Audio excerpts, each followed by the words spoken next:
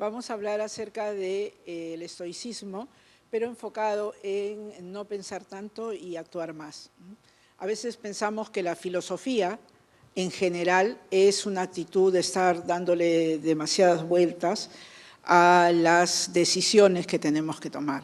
Cuando uno piensa y repiensa algo y no actúa, en realidad no lo quiere hacer.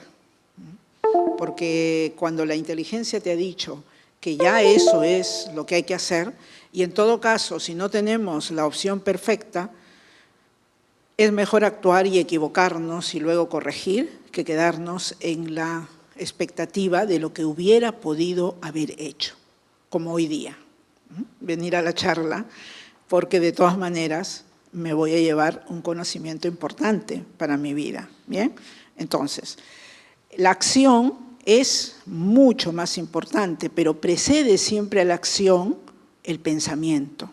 Y en el caso del estoicismo, con mayor importancia, porque los estoicos nos plantean que nosotros tenemos que actuar de acuerdo a la razón, o sea, a nuestra razón humana y a la razón que nos da la naturaleza.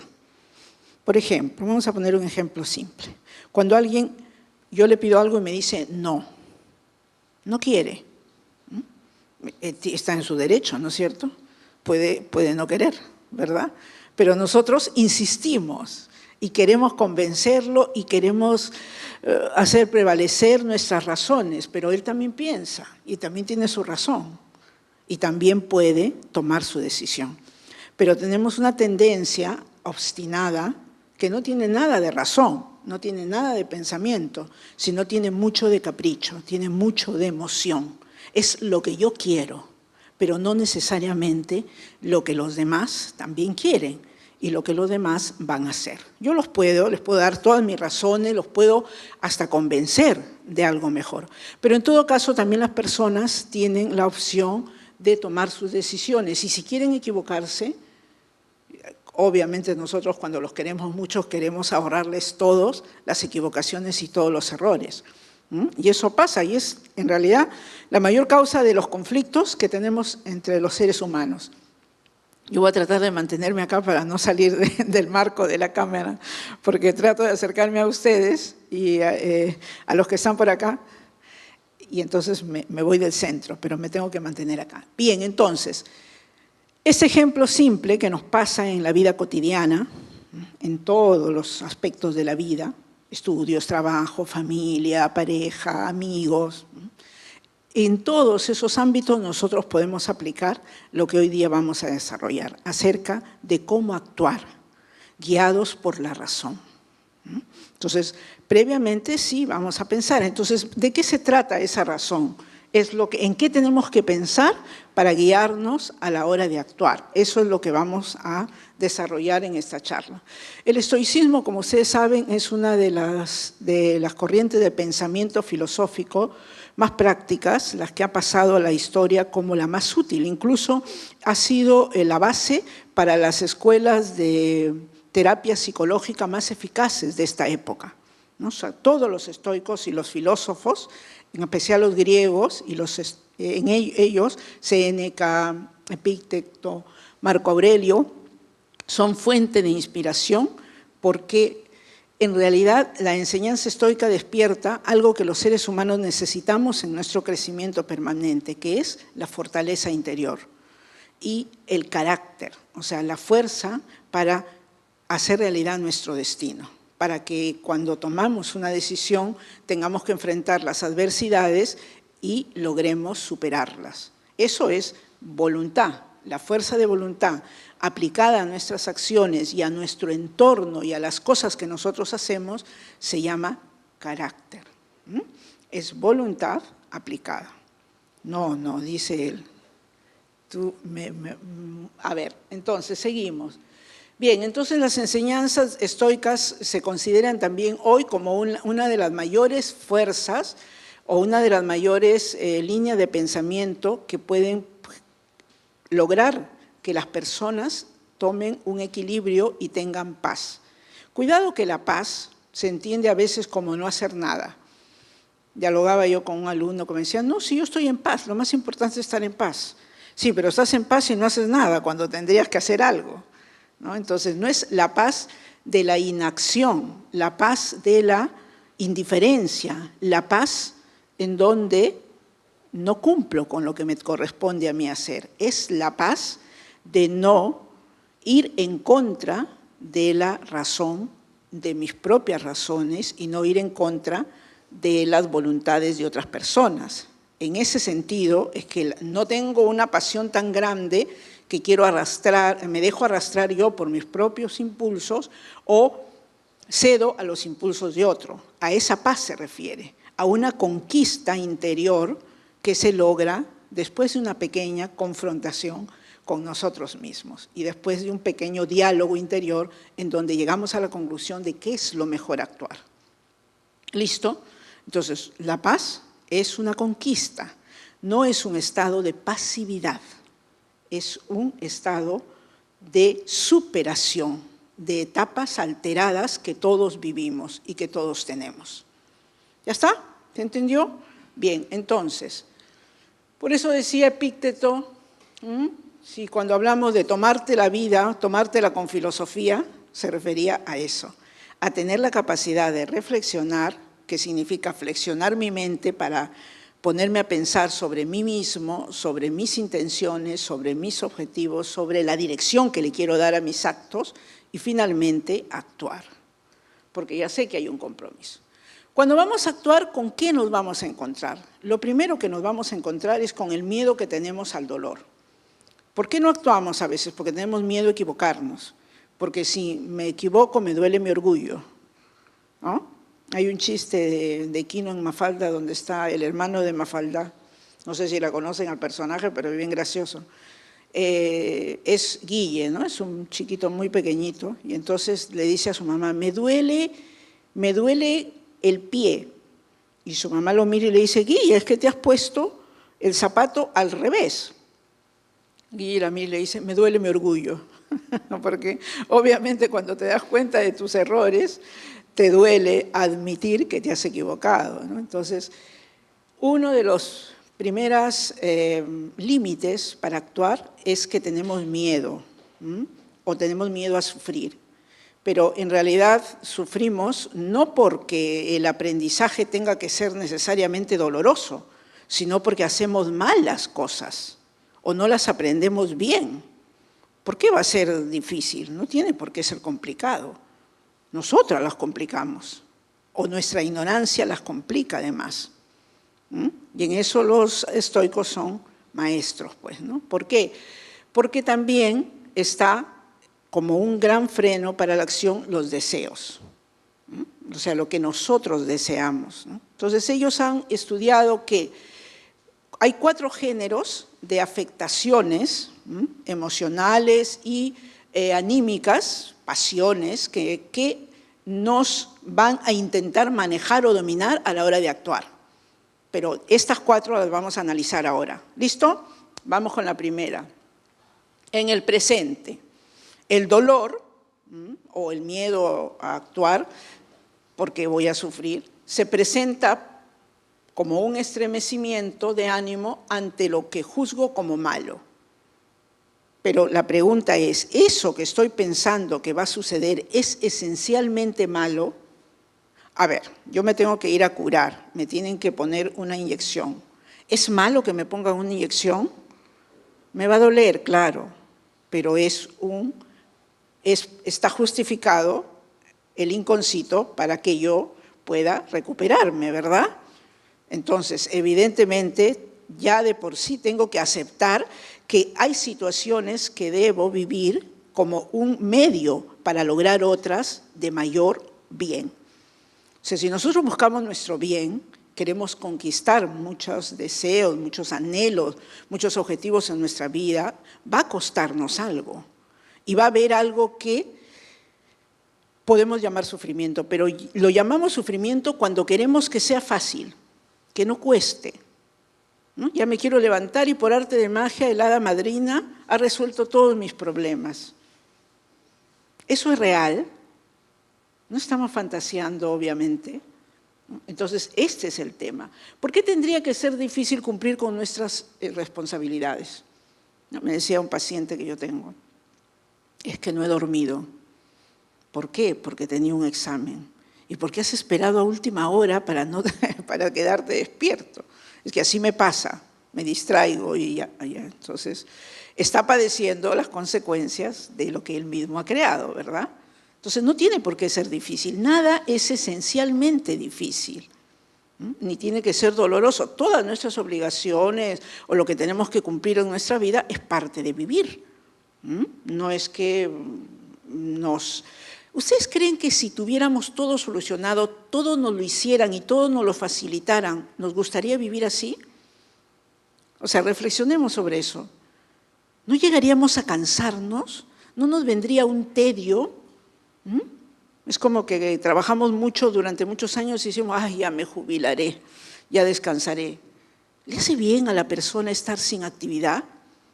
Hoy está descubierto por muchísimos experimentos y estudios de neurociencia que lo mejor para un ser humano es estar activo. Tiene que descansar lo necesario, pero el resto de tiempo es estar activo. ¿Por qué? Porque cada vez que estamos inactivos, nuestro cuerpo se debilita. Se debilita y está más propenso a ser atacado por diversas situaciones que le hacen daño. O sea, en ese sentido, y estamos hablando de razones, yo les estoy dando razones de cómo tenemos que pensar frente a las situaciones que enfrentamos en nuestra vida, en lo diario, en lo cotidiano, en nuestra vida normal, ¿no? Estudiar, trabajar, amar, disfrutar. Amar es bello, pero ¿por qué se sufre? ¿Por qué las canciones todas hablan de amores fracasados? Como si eso fuera el amor, ¿no? Todos son dramas un poco más terribles, ¿no? Dolorosas. Eso no es así. Lo queremos ver de esa manera y a veces por hábito ya repetimos. A veces con algunas personas converso y le digo, pero ¿por qué es un drama? Mejor escribamos el guión y lo vendemos, antes que estar viviendo el drama por gusto, ¿no? ¿Ok?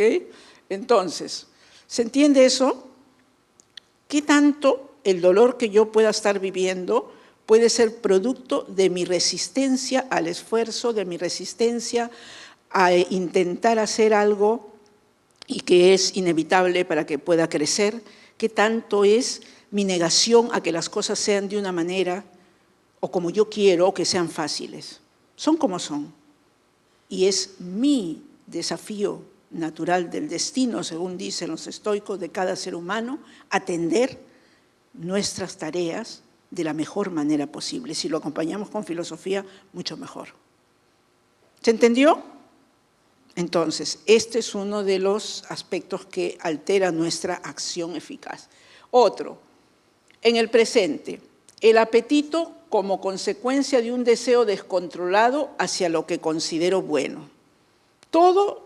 Nada es esencialmente malo, pero si caigo en el exceso de eso, hasta las medicinas, ¿no? En exceso se convierten en un veneno, ¿verdad? La misma comida que es agradable, si se cae en un exceso, termina haciéndome daño. Entonces, los estoicos nos enseñan a distinguir que todo lo podemos vivir, todo lo podemos disfrutar, todo lo podemos usar para nuestros objetivos, para nuestro desarrollo, para nuestro incluso vivencia agradable, disfrutar de las cosas las cosas buenas y positivas de nuestra vida. Pero cuando caigo en exceso es cuando se convierte en algo negativo. Pero ¿dónde empieza eso? En la mente. No, he leído que 12 horas mínimo hay que dormir. Y yo duermo 7, estoy desfasado. Por eso me enfermo. Pero dormir 12 horas es que me paso la mitad de la vida durmiendo. Porque si el día tiene 24 horas, ¿no? Y lo pongo como un ejemplo simple, cotidiano, porque nosotros muchas veces nos ponemos por los deseos excesivos nuestros de que necesitamos más. ¿Por qué sufrimos? ¿Por qué no estamos contentos con todo lo que tenemos? ¿Por qué no agradecemos diariamente de tantas cosas fabulosas que tenemos en la vida? No estoy insatisfecho porque yo quiero más. La pregunta es ¿para qué? Si lo tuvieras, ¿qué harías con eso? ¿Sabrías aprovecharlo? Me quiero sacar la lotería. ¿Qué harías? ¿Sería bueno para ti o sería malo? Depende del uso que le demos, ¿verdad? Nada es malo. Todo va a estar limitado al uso que yo le pueda dar. Si me excedo, por supuesto que se va a convertir en algo malo. ¿Se entendió? No me van a decir, ya me arruinaron la fiesta y la diversión los estoicos. Lo que quieren es que pensemos sobre qué es lo que nos hace bien, qué es lo que fortalece nuestras cualidades más grandes, qué debilita nuestra personalidad. Entonces, eso es todo un trabajo que en el curso de filosofía se hace porque hacemos toda una introspección para conocernos y darnos cuenta qué nos debilita, qué nos impide crecer, avanzar, acercarnos cada vez más a lo que soñamos de nosotros mismos, que seguramente que es algo muy grande y mejor, pero ahí está, nos enfrentamos con ese aspecto. Que parece que nosotros mismos tenemos el enemigo dentro, ¿no? No es que el enemigo esté afuera, es lo que no sabemos de nosotros lo que nos limita. Bien, otro, en el futuro, porque en el futuro es un tema también propio de las decisiones y de las acciones. En el futuro, el temor a lo que considero malo, pero no ha sucedido. Eso es la fuente de la ansiedad. La ansiedad es un miedo anticipatorio. Todavía no sucede, pero yo ya estoy con miedo. Ya me estoy imaginando lo peor.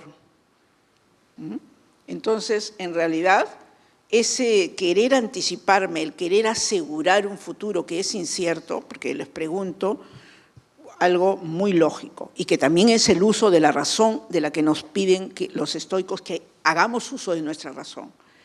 ¿Podemos asegurar lo que va a pasar mañana? ¿Podemos saber cómo va a amanecer mañana? Ni siquiera sabemos cómo va a amanecer el clima, aunque Senami diga algo, ¿no? Pero nada, ni siquiera nosotros mismos sabemos cómo vamos a amanecer. Entonces, querer anticiparnos, querer determinar, querer asegurar el futuro, es mejor acostumbrarse a vivir y a aceptar la incertidumbre que es parte de las situaciones que vienen en el futuro. O sea, la incertidumbre es parte de la vida. Y el hombre o un estoico vive atendiendo sus incertidumbres, vive preparado para saber que mañana va a haber algo incierto. Pero yo, como me he preparado en este presente, cuando me toque enfrentar ese futuro, lo haré bien. Porque lo que está en mis manos preparar es este presente. Eso sí está en mis manos. El futuro yo no lo conozco. Nadie tiene una bola de cristal y nadie puede asegurar totalmente, ¿no? Aunque por ahí dicen que los Simpson predicen lo que va a pasar en el mundo. Pero bueno, ok, listo.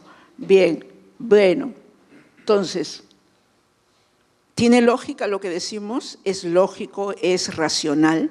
Claro que sí. Sin embargo, eso que sabemos y que tendría que ser parte de las certezas, no lo tenemos en cuenta y no lo usamos. Otra más, la 4. En el futuro, el deseo respecto de lo que parece apetecible. Está el que quiere lograr algo, quiere llegar a tener un cargo, a llegar a tener una responsabilidad o llegar a tener más algo. Siempre buscamos más. La pregunta es, si un día lográramos todo lo que deseamos, ¿nos quedaríamos tranquilos y dejaríamos de desear? No, porque la naturaleza humana es insaciable. Si vamos por el lado de los deseos, es insaciable. Siempre queremos más. Pero la pregunta es, ¿necesitamos todo eso que estamos deseando? ¿O a qué precio? Porque está el que dice, también hay libros sobre eso y tesis, ¿no? Tú desea nomás, pide al universo, el universo te tiene que dar. Ya, la pregunta es, ¿gratis? ¿Te lo da gratis o tiene un precio?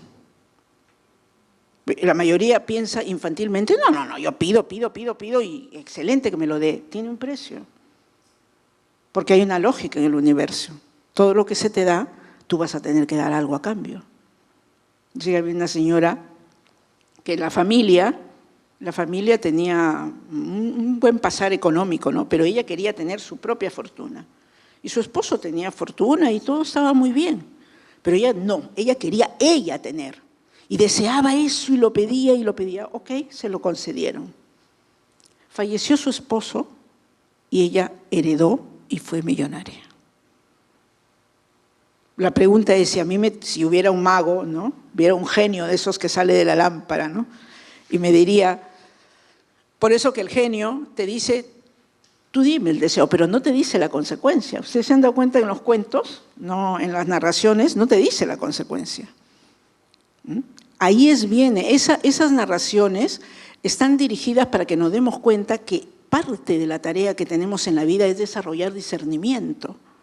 Es conocer nuestra naturaleza, es conocer el universo, es conocer las leyes naturales para saber qué decisiones tomar. Y esta es una importante. Todo lo que deseemos y obtengamos tiene un precio y hay que estar dispuesto a pagarlo, ¿no? A asumirlo. ¿Ya está? Yo sé que algunos me miran como, no me amenace. Tengo que decir la verdad porque estudiamos y enseñamos filosofía, ¿no? Y los filósofos buscamos acercarnos lo más que podamos a través de enseñanzas a lo que necesitamos conocer respecto a lo que tiene que ver con nuestra vida, para no equivocarnos. ¿No? ¿Y para llegar a qué? ¿A qué llegaremos con todo esto? A ser más sabios probablemente, a tener mejor discernimiento y eso como consecuencia de todo eso que tendremos, algo muy deseado por todos los seres humanos hoy, ¿qué es? La felicidad. ¿O alguno de ustedes no quiere ser feliz? Asociamos a veces la felicidad con bienes externos, pero la auténtica felicidad es poseer la capacidad y la claridad para tomar las decisiones que garanticen mi paz, que es felicidad. Porque la felicidad externa es reflejo de una paz interior. Entonces, hacia eso vamos. ¿Ok? Entonces, cuando alguien dice, no tomo esa decisión, quiero vivir tranquilo, quiero dormir tranquilo. Bien, entonces, ¿qué dicen los estoicos? Que lo que está en nuestras manos controlar, lo que nosotros podemos hacer por nosotros mismos para nuestra vida es, primero, adquirir lo que es bueno y tener rechazo sobre lo que consideramos malo. Eso sí está en nuestra potestad. No podemos adivinar el futuro, no podemos garantizar lo que otras personas hagan, no podemos saber eso, pero sí hay situaciones que dependen de nosotros. Es esto. Yo puedo tener claridad respecto a qué es el bien para mí y qué es lo que me hace daño o lo que no es positivo para mí. Por lo tanto, necesito claridad, lograr esa claridad. Y esa la logramos a través del conocimiento del ser humano y de las leyes del universo. Puedo usar mi voluntad para actuar. ¿Quién me lo impide? Está alguien que está diciendo, ay, es que yo quiero hacer eso, pero hazlo. ¿Por qué no lo haces? No, es que necesito que exista tal situación, pero búscala pues, pero gestiónala. No, es que esto, entonces si ya la tercera no le ve, pero no lo va a hacer, no lo quiere hacer, está buscando justificaciones para no hacerlo, porque en realidad el que quiere hacerlo lo hace, ya está, listo, se acabó, lo logró en la primera, porque lo tiene claro. Entonces, voluntad. La voluntad es una fuerza que viene desde adentro de nosotros y nos da el poder hacer. La filosofía la usamos para saber hacer. Y la voluntad para saber mantenernos en aquello que hemos decidido. La inteligencia nos ayuda a discernir, pero la voluntad nos mantiene en aquello que hemos considerado mejor. Y finalmente el poder de realizar un juicio, una evaluación de nosotros mismos en relación al valor que tienen las cosas. Fíjense que a veces vivimos desesperados porque creemos que algo puede dejar de estar en nuestra vida y no vamos a poder vivir sin eso. Había un grupo de filósofos que eran discípulos de Sócrates, y cuando Sócrates falleció por una injusticia ateniense, lo condenaron a beber la cicuta, y entonces ellos se quedaron solos y trataron de seguir las enseñanzas del maestro. Y uno de ellos, muy conocido, que era Diógenes, muchos se fueron a vivir cerca de la naturaleza, pero bueno, cuando uno conoce esa zona del mundo se da cuenta que es muy sencillo vivir en la naturaleza sin necesitar casi techo, ¿no? Porque además que en esas épocas debe haber sido un clima ideal, ¿no? Un clima maravilloso, ¿no? Pero bueno, vivían en la naturaleza. Y él decidió no tener casi posesiones, no tener más que la comida que se puede, como la gente que vive, por ejemplo, en la selva, ¿no? Dicen que es tan sencillo vivir que hay hasta árboles que parecen que cuando tú coges el fruto parece que ese fruto fuera pan, ¿no? Y ni siquiera pan necesitas hacer porque tienes el pan que te da los árboles, ¿no? Pero bueno, él decidió vivir con lo mínimo, a probar su virtud para vivir con lo mínimo. No es necesario que nosotros hagamos eso porque no hay que forzar las cosas. No estamos en una guerra, no estamos en una situación así, pero en este caso este filósofo decidió eso. Pero lo único que tenía era un pequeño jarrito de la cual tomaba agua de las fuentes, porque el agua era pura y se podía beber de manera directa de las fuentes.